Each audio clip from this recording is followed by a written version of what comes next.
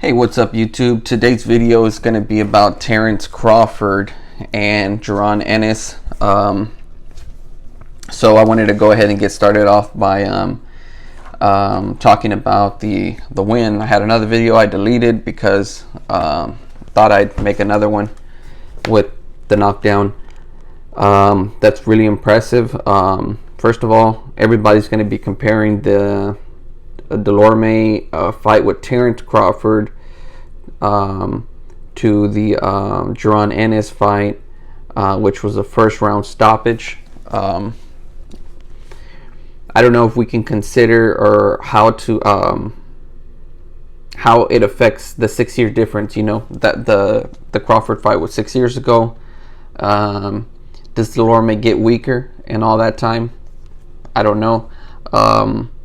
How about Crawford? Does he get better if they fought today? Would he stop him in 6 rounds or in 1 round?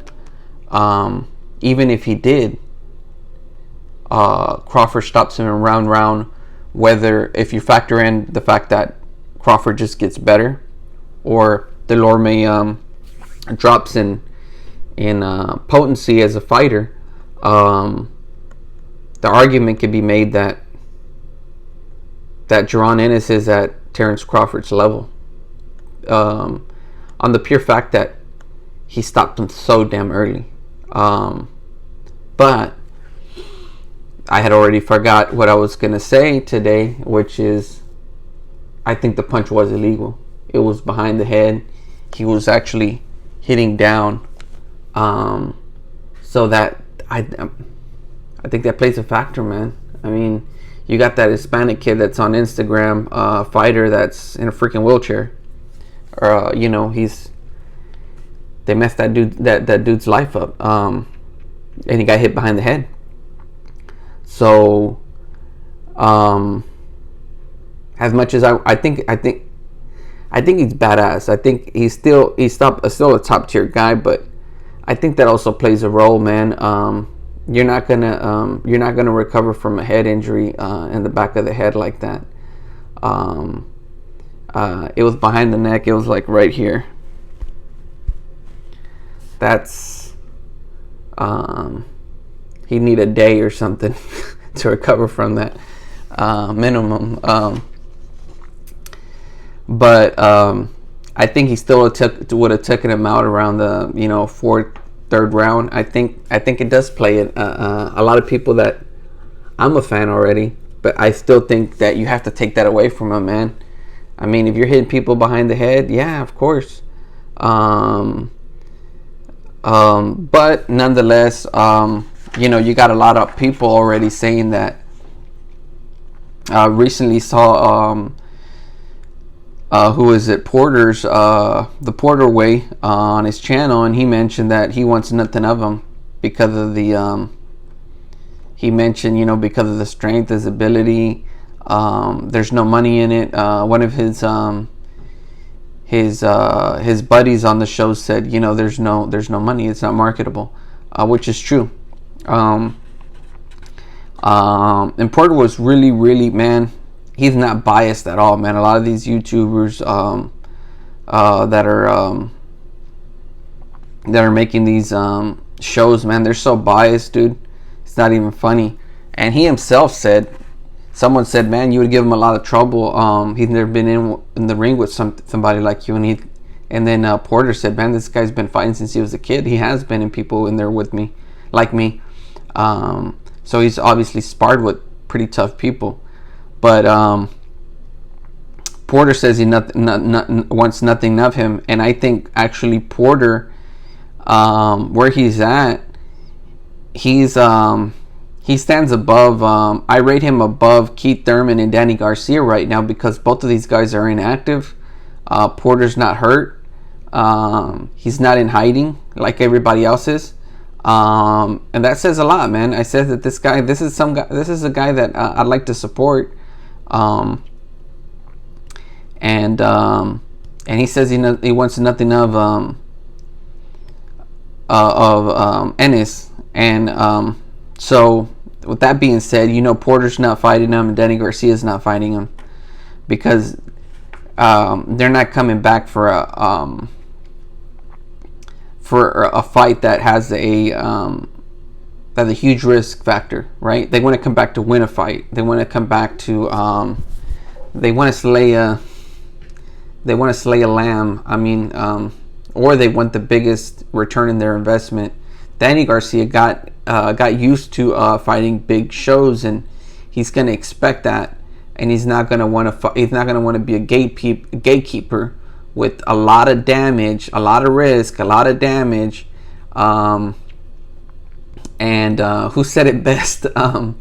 Porter said it best. He goes, why would I fight someone for less money and someone so green, and then they're going to be looking at me all jacked up? My fans are going to be looking at me all twisted because of the way that the fight went down. And that's why no one wants to fight these guys. That's why Floyd went out on his last fight with that Joker. I always forget his name, and there's a reason for it. He's not relevant. I shouldn't remember his name. If I have to do research and look at my notes to remember his name, this is what it takes for me. I have to go look up his name just for me to remember his name, because he's not really relevant. I can't even find him anywhere. Who cares? That's how relevant he is. I can't even think of his name. I'm looking through notes that I have, and I can't think of his name because this is a perfect reason why that last fight for Mayweather doesn't count. Anyways, so yeah, Crawford, Ugas, Spence. Nah, man, he's nowhere close to them in terms of getting that fight. They're gonna keep him backed up. And someone just recently reached out and said the Mean Machine would be a good fight for him, but that's the same fighter that just got beaten by young Hispanic kid out of Dallas, which is Virgil Ortiz, surprisingly remembered. So that doesn't do a whole lot, but it actually does in a way that maybe the Mean Machine's going to be a gauging point for Boots, because Virgil Ortiz is tailing Terrence now by fighting Mean Machine and stopping him so quick. So that means if Jeron Ennis beats the Mean Machine in a quick fashion, that would mean he's also tailing him. But because what we're going to see, if Keith Thurman and Danny Garcia aren't active recently, they're just going to disappear. I think they're just going to fall off the face of the earth. Who needs them? You know what I mean? If they're not willing to fight, all they want to do is they want to be the guy with the advantage, and if they don't have the advantage, they want nothing with boxing. Because the Paulie Malignaggi's are not there for them to fight anymore. And all the fights are tough or dangerous. Porter, no one wanted to fight Porter because he's just so rough. But now I think Ugas, it's going to be funny. I think we'll see a little bit more out of Ugas once Spence or Crawford get in there with them. And then Spence has to fight someone at some point, right? Spence is going to run out of people to fight. And he already fought Danny Garcia. He already fought Porter, and he hasn't fought Spence, and we don't think he's going to fight Spence because Keith didn't give Spence a chance, so I don't think he's going to give him one either. And with all due respect to Keith, I still think Spence beats Keith. He's just a lot stronger, and then you don't really see a lot in Keith's toolbox in terms of giving Spence trouble. They have the same athleticism. What the only difference is that Spence isn't. Spence is a lot stronger. You look at Keith Thurman's physique, and you've seen his physique actually decline through the years. You don't see the strong Keith anymore. If anything, he's looked a little soft in the last few fights. So it doesn't matter where his mentality is. He looks like he's on the way out. And I think the last picture I saw of Danny Garcia, the guy got huge. He was all fat. He had some face fat on there, and I doubt he's coming back for just punishment, because there isn't anything for the taking. It's not like you're coming back to clean house. I mean, what? It's too fucking hard. It's just easier to just, take your money and do your real estate. I think that's what he's doing. But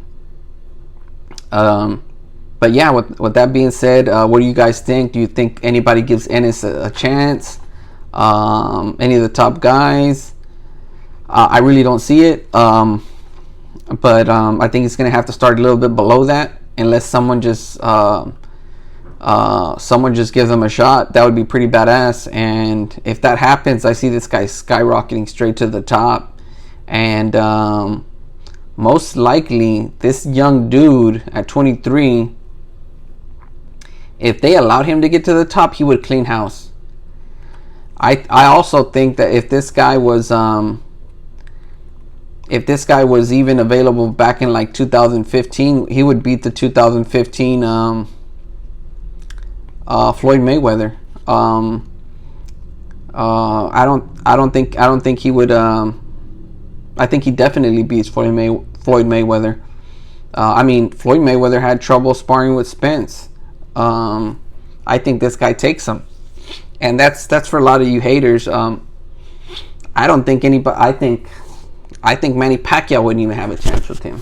I think this is the future star of boxing, and this says a lot, because a lot of people, they're really lopsided when they talk about being biased but they're being biased and racist, and people picking Hispanic fighters. I actually like this guy. I don't think Virgil Ortiz, he's Hispanic or Mexican, and I'm picking Ennis over Virgil Ortiz. Maybe Virgil Ortiz ends up upsetting and beating Jeron Ennis at some point and makes me look bad. But those are my predictions. That's what I see. But other than that, that's it for today. Please like and subscribe, and I'll see you on another one.